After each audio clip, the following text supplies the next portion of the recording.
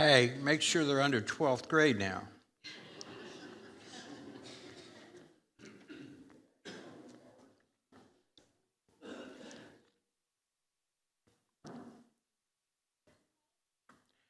All right, turn to the book of Ephesians, please.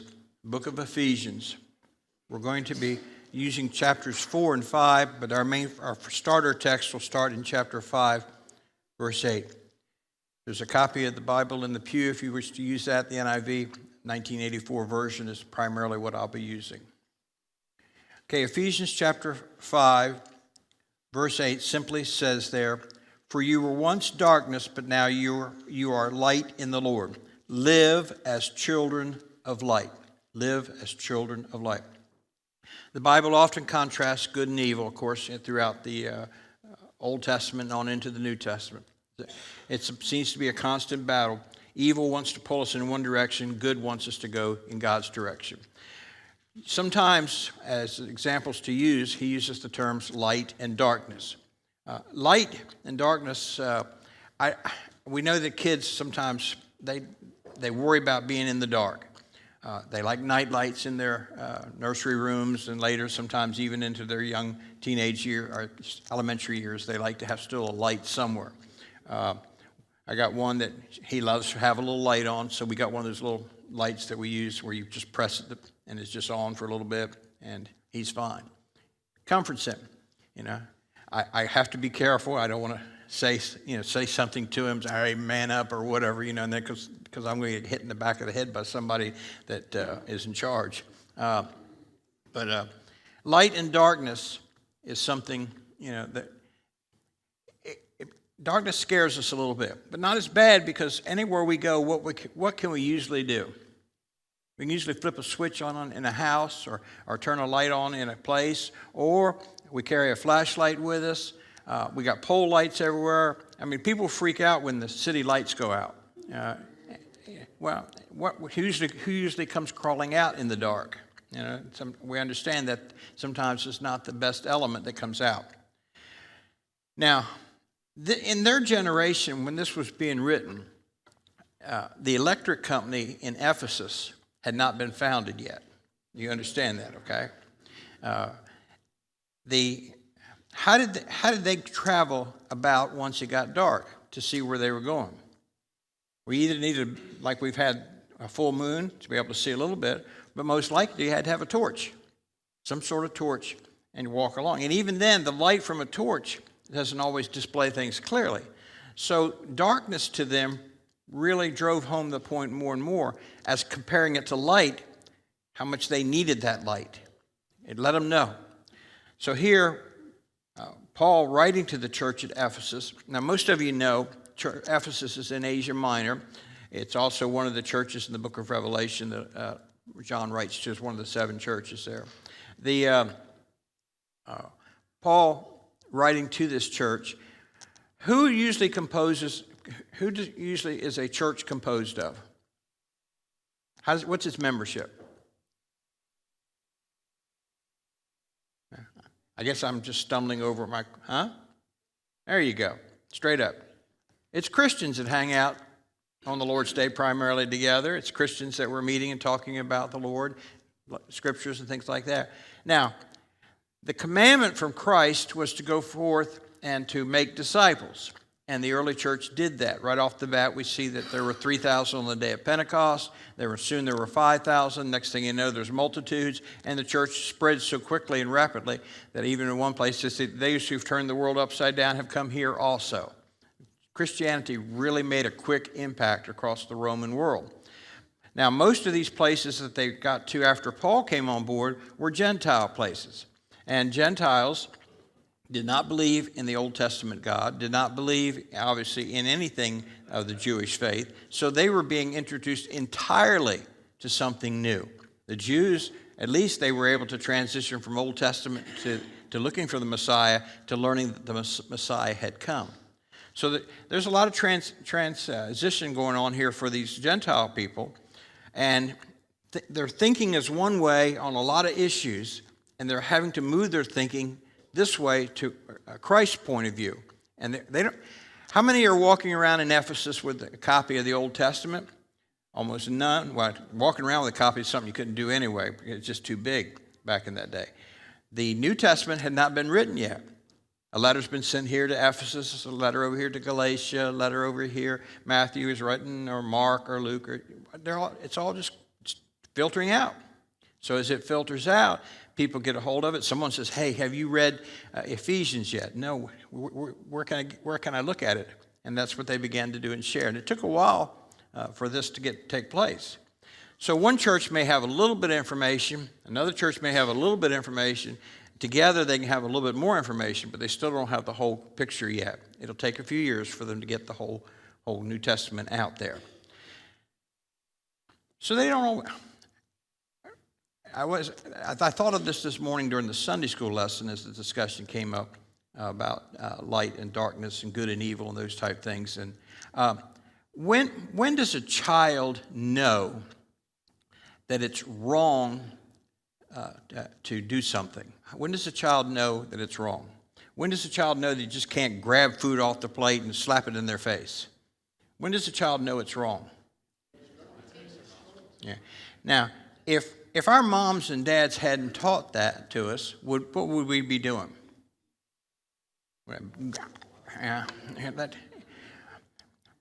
Why was it wrong? I know it's an etiquette thing, but the child didn't know it was wrong. They were free. They could just do about anything they wanted. They could play with a toy or not play with a toy. They could pick them up or not pick them up, whatever. But mom and dad slowly began to teach them, and they learned they had to put things up.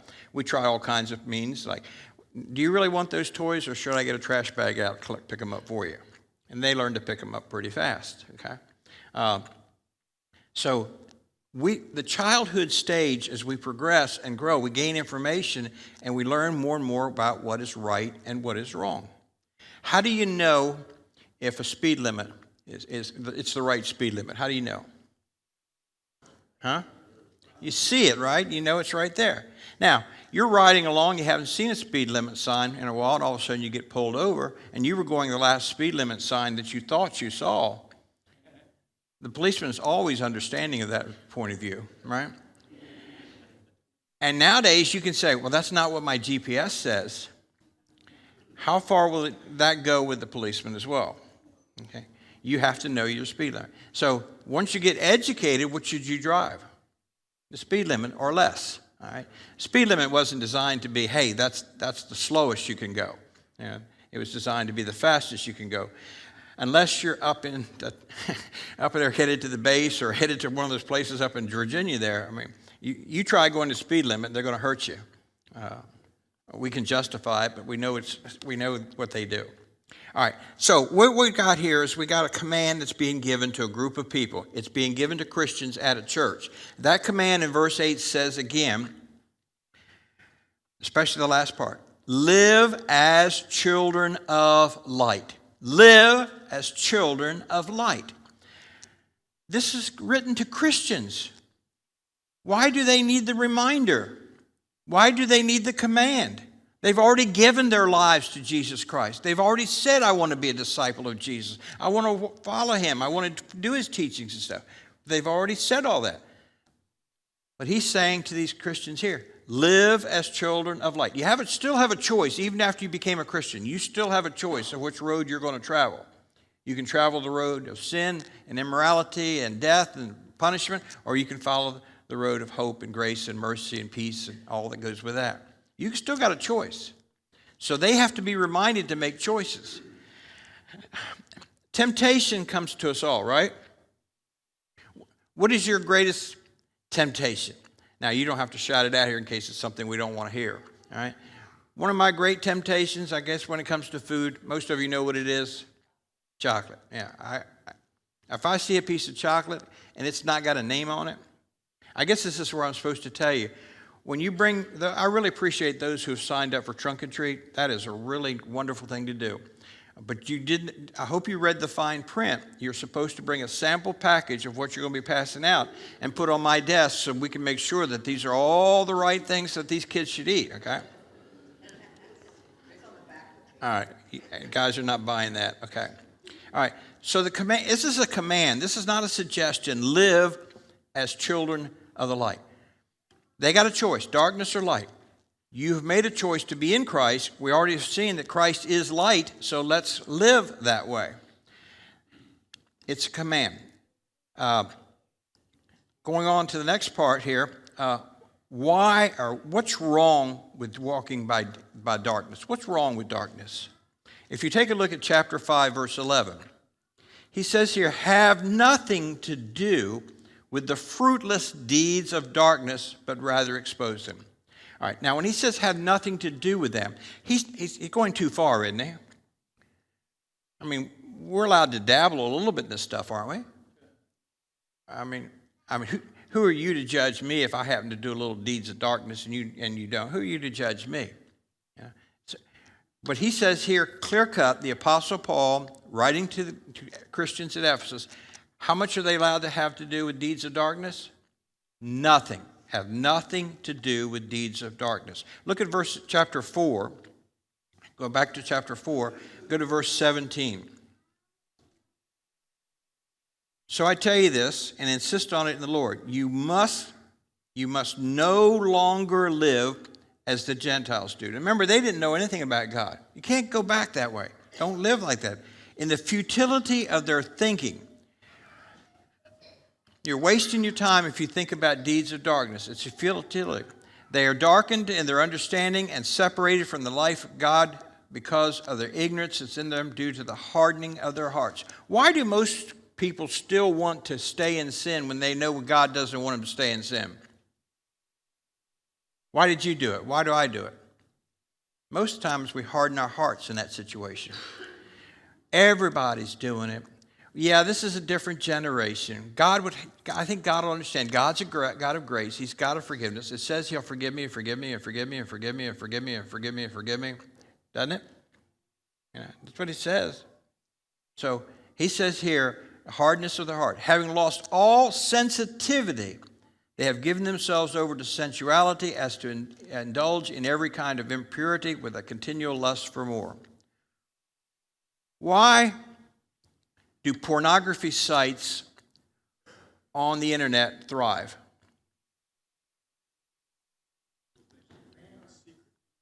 Huh? Why do they thrive? Have we lost all sensitivity?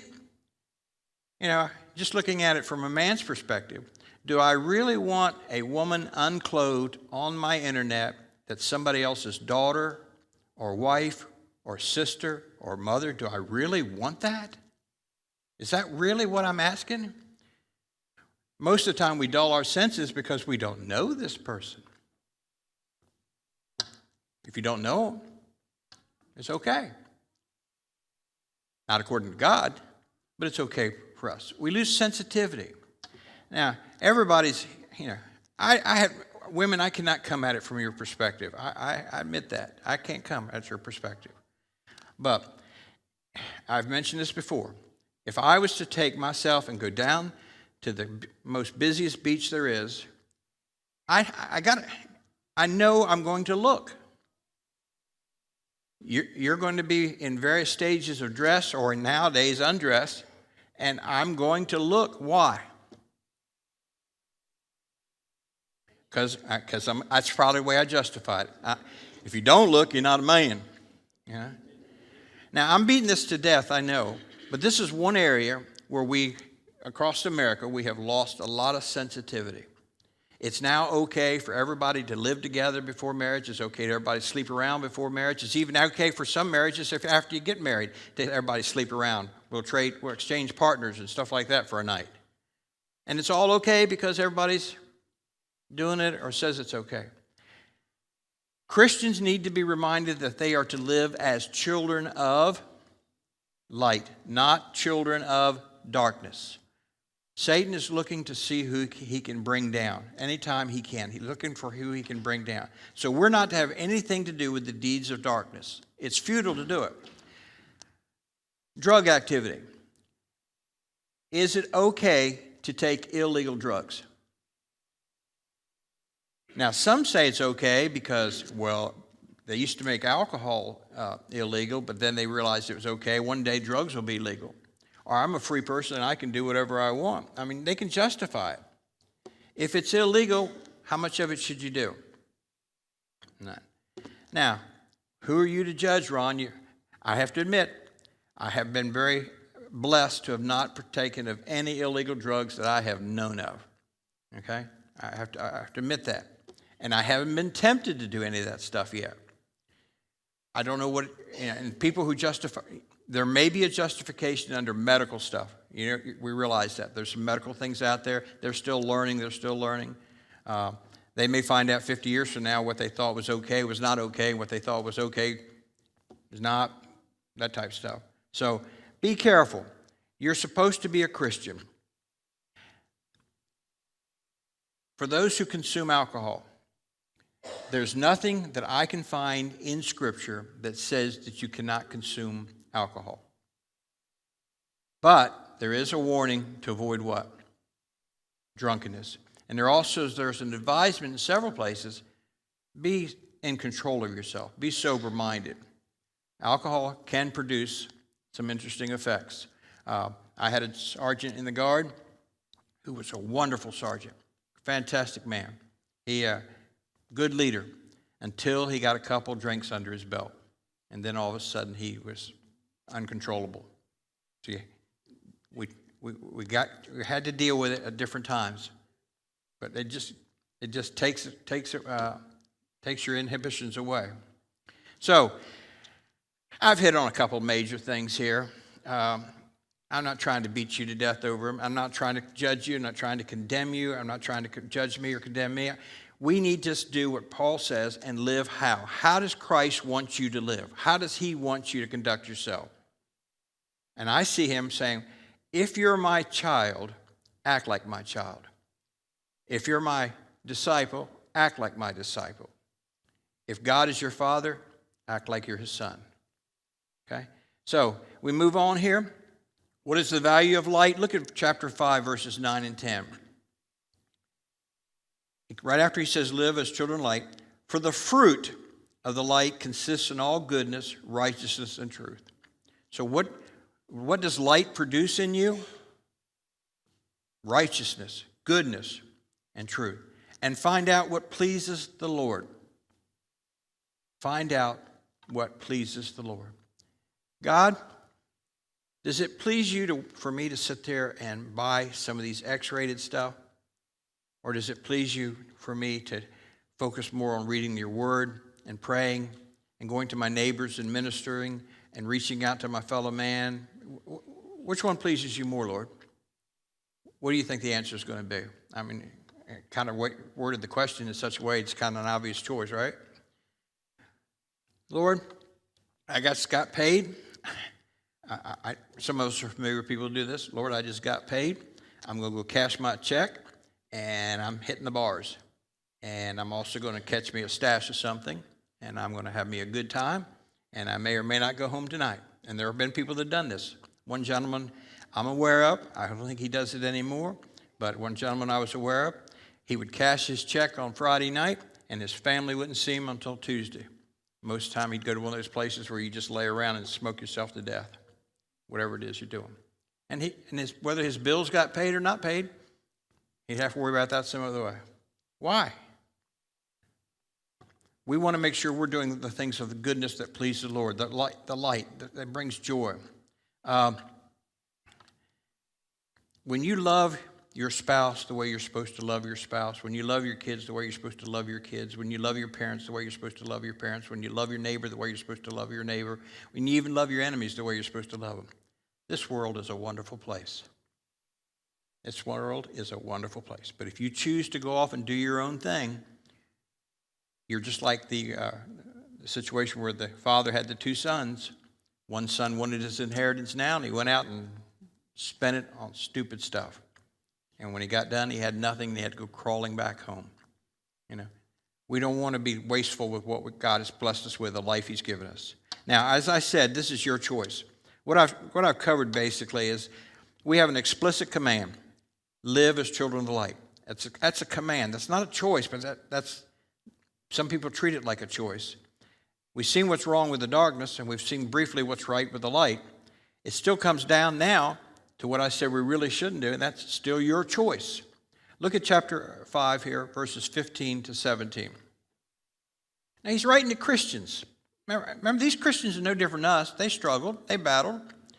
Chapter 5, verse 15. Be very careful then how you live, not as unwise, but as wise. I watched one of those episodes of Gunsmoke one time, and this guy was somehow making nitroglycerin so they could do bank robberies. Now, when I'm thinking of very careful, he's got that ladle, and he is super careful. I mean, what would happen if he dropped it? Yeah, he wouldn't remember it. But that's what would happen. And I can see that. They tried to recruit someone else, the guy that was on the show that was the alcoholic drunk, all the time. Nice person, but just couldn't. Huh? No, not the deputy. Now you made me lose my train of thought. They recruited him. When they first got him, they said, "We got to get you sobered up," because he was like this, just like my hand does a lot of times here lately as I'm dealing with these tremors a little bit. It just starts shaking. Well, they couldn't get him until they got him settled. Once they got him settled, he could hold the hand steady. We got to make sure we understand we have a choice here. And in verses 15 to 7, it says, "Be very careful in how you live, not as an unwise person, but as wise, making the most of every opportunity, because the days of evil. Therefore, do not be foolish, but understand what the Lord's will is." A wise person learns from their mistakes, right? When we were constructing part of the building over there, the stairway that we had not finished had to have this heavier sheetrock in it. And they stacked it up. If you're back there sometime, they stacked it up next to where we now have the copy room is, and it was leaning against the wall. But when they did, they put it over the light switch. So for some reason, in my ability to not think clearly, it's rather than try to get around the side and reach up in here like this and push up that light switch, I thought I could just pull a couple of those sheets toward me. When they started, they all came, and they pinned me back up against the wall, and I did not have the strength to push them back. And I thought, well, what's going to happen? Nobody shows up here for a day or two. This ain't, I could just barely breathe. But I finally started getting one piece at a time back. But guess what? Next time I had to do that light switch, I may be stupid once, but I don't have to be stupid twice, okay?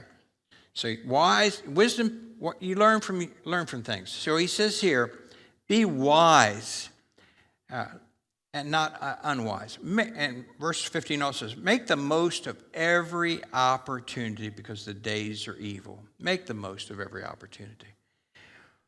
What are you going to do today to serve God? What are you going to do as a child of light today? A lot of you have already prioritized what you're doing this morning, right? You're either here or you're watching it online right now. You prioritize what you're going to do. Other people, this is something I did church last week. I got to go somewhere that's coming. Everybody will understand, and we'll just push it back. If you push it back enough, you can push it back forever. So be careful, okay? Live as wise and not as unwise. All right, so the command. Think about it. If they got pews, which they probably didn't back then, they're sitting around. They're all sitting there. They're hearing this letter for the first time from Paul, who's written to their church, and he says through this letter, "You Christians, you who made the decision already to be a child of God, you already made this decision. Now live as children of light. Live it. Don't just talk about it. Live it." Our invitation song today is hymn number 564. Just a closer walk with thee.